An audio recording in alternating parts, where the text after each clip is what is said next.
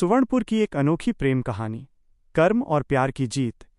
सुवर्णपुर एक ऐसा शहर था जहां आधुनिक गगनचुंबी इमारतें पुरानी हवेलियों से टकराती थीं। यहां अमीरों के महल चमकते थे और गरीबों की बस्तियों में हर रात रोशनी की कमी महसूस होती थी। इस शहर का सबसे चमकता नाम अमन वर्मा था।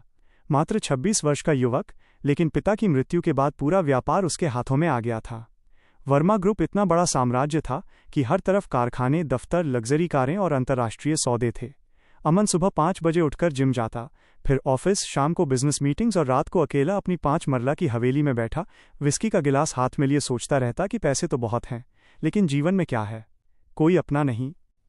उसके पिताजी ने हमेशा कहा था कि बेटा, इंसान को सिर्फ धन नहीं, इंसानियत भी चाहिए। लेकिन अमन को ये बात तब समझ आई जब एक शाम उसकी जिंदगी पूरी तरह बदल गई। वो 15 अक्टूबर की रात थी। मूसलाधार बारिश हो रही थी। अमन अपनी ब्लैक मर्सिडीज चलाते हुए घर लौट रहा था। सड़क पर हल्की रोशनी थी। अचानक एक लड़की सड़क के किनारे से तेजी से निकलकर आ गई। अमन ने ब्रेक मारा, लेकिन गाड़ी का बम्पर उसके पैर से टकरा गया। लड़की गिर पड़ी। अमन घबरा कर गाड़ी से उतरा और बोला, अरे ठीक हो, माफ करना, मुझे दिखाई नहीं दिया। लड़की 22 या 23 साल की थी। उसके कपड़े गीले, चेहरा भीगा हुआ, आंखों में आंसू और डर का मिला जुला इजहार था। उसका नाम अन्वी शर्मा था। वह रो रो कर बोली, साहब, मेरी माँ बहुत बीमार हैं। डॉक्टर ने कहा 1800 रुपये की दवाई आज रात तक नहीं ली तो वो, कृपया कुछ मदद कर दो। मैं कुछ भी करूंगी, मैं आपकी हो जाऊंगी, बस माँ को बचा लो। अमन स्तब्ध रह गया। उसने देखा कि लड़की की आंखों में नफरत नहीं, सिर्फ माँ के लिए प्यार था। उसने अपना वॉलेट निकाला और 10,000 रुपये का बंडल निकालकर उसके हाथ में थमा दिया। उसने कहा, ये लो, दवाई खरीदो, डॉक्टर के पास ले जाओ। और सुनो, तुम किसी के लिए कुछ भी नहीं हो सकती। तुम रानी हो, रानी बनकर जीना सीखो।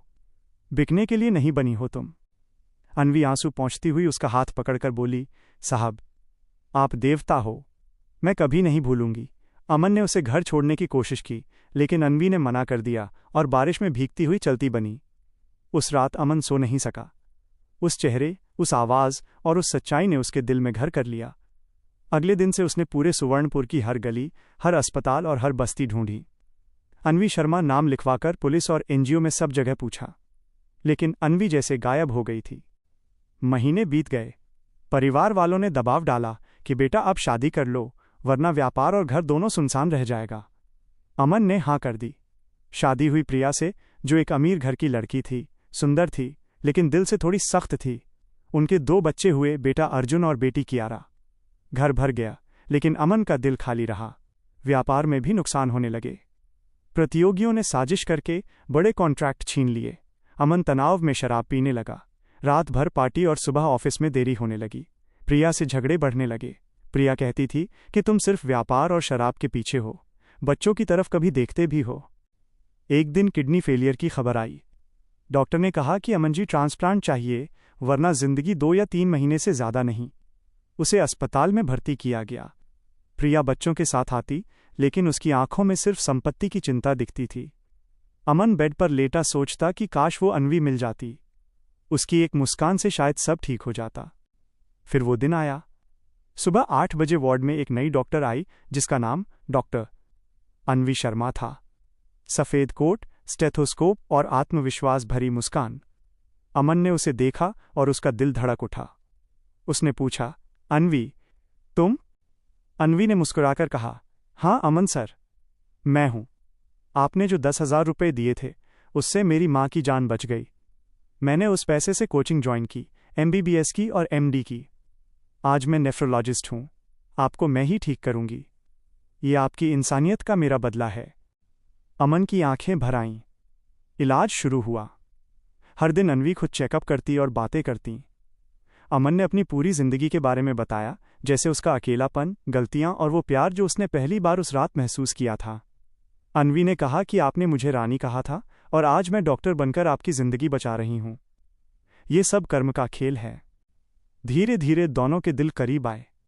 अमन ने प्रिया से सच बता दिया कि मैं अन्वी से प्यार करता हूं और तुम्हें धोखा नहीं देना चाहता। प्रिया गुस्से में चिल्लाई कि ठीक है, तलाक। मैं सब कुछ ले जाऊंगी, जैसे घर, व्यापार के शेयर और बच्चे। कोर्ट केस हुआ और प्रिया ने सब लूट लिया। अमन जब अस्पताल से निकला तो वो सड़क पर था। उसके पास कोई घर नहीं था, कोई पैसा नहीं था, सिर्फ पुराने कपड़े थे। उसने सोचा कि अब जीने का क्या मतलब। वो रात भर फुटपाथ पर लेटा रहा। सुबह अनवी ने उसे ढूंढ लिया। वो अमन को अपने छोटे से फ्लैट में ले आई और बोली, अब मैं तुम्हारी रानी हूं और तुम मेरे राजा। हम साथ मिलकर नई जिंदगी बनाएंगे। उनकी शादी हो गई, जो बहुत साधारण थी, और उसमें सिर्फ 2 गवाह थे। अनवी की मां भी आई, जो अब ठीक थीं। दोनों ने मिलकर छोटा सा क्लिनिक शुरू किया। अमन ने अपना पुराना अनुभव इस्तेमाल किया और छोटे कॉन्ट्रैक्ट लेने शुरू किए।